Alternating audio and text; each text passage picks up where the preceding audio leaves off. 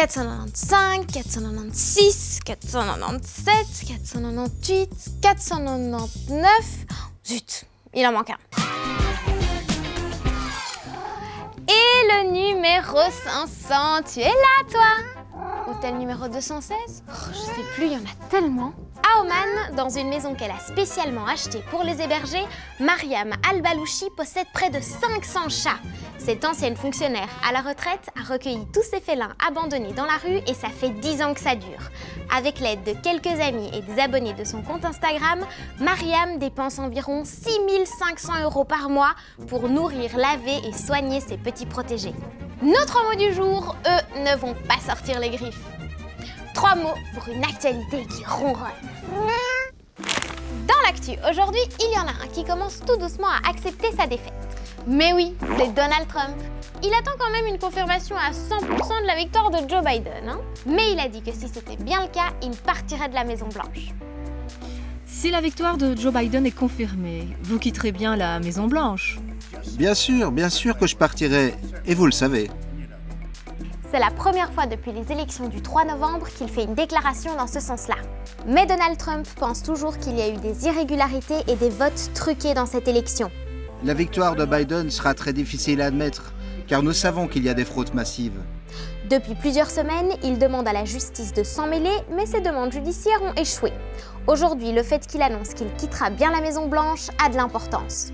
Parce qu'un président qui refuse d'admettre la victoire de son adversaire, c'est assez unique dans l'histoire des États-Unis. Mais là, ça y est, un mois après les élections, Donald Trump semble bien parti pour laisser sa place à Joe Biden, qui devrait entrer à la Maison-Blanche le 20 janvier prochain. On retient Donald Trump dans notre liste des mots du jour.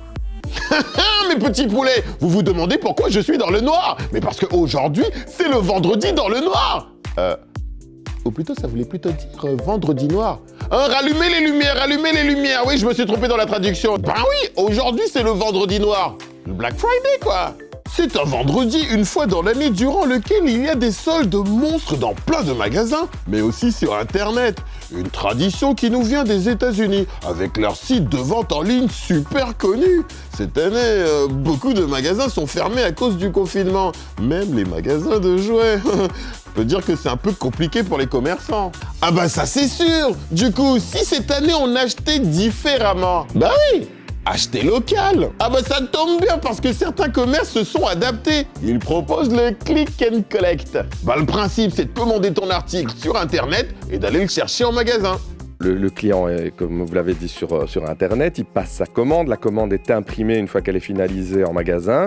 Nos équipes prennent les commandes et commencent à circuler dans les rayons pour retrouver les jouets qui ont été commandés et les rassembler dans les sachets qui sont ici. Et surtout qu'il y a clic et clic. Des clics. Que de commander ton produit sur un site à l'autre bout du monde. Bah tu peux le commander sur la page web d'un magasin à proximité.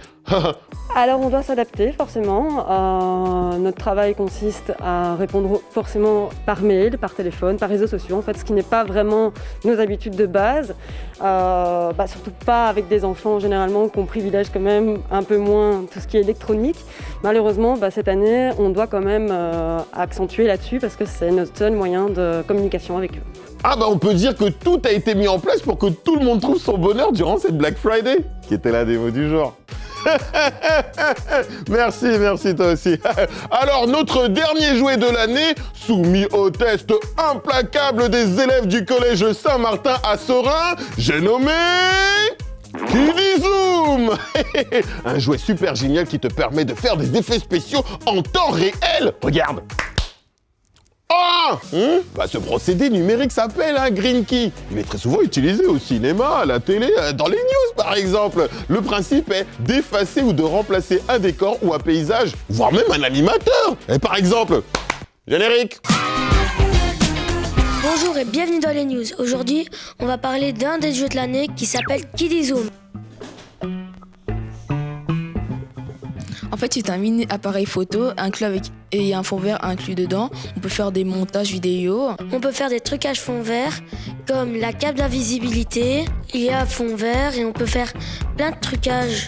La plage, un journal télévisé, la météo. Et j'ai bien aimé que le jeu, il y a beaucoup de choix. Tu peux faire avec ton imagination, tu peux choisir. Il y a beaucoup de fonds d'écran. Sur la boîte, ils expliquent qu'il y en a 30. Il y a même quelques petits jeux. Ce que j'ai pas aimé, c'est qu'ils précisent pas trop bien sur la boîte qu'il faut une carte micro SD. Il n'y a pas beaucoup trop de son, donc on n'aime pas trop. Dans la boîte, c'est un peu dur à ouvrir, il faut un tournevis et tout. Alors, je sais pas vous, mais moi, j'ai trouvé ce jouet génial. Qui dit jouet de l'année dit que c'était la démo du jour. C'est déjà la fin de cette vidéo, mais commentez-la, partagez-la et abonnez-vous. Ciao!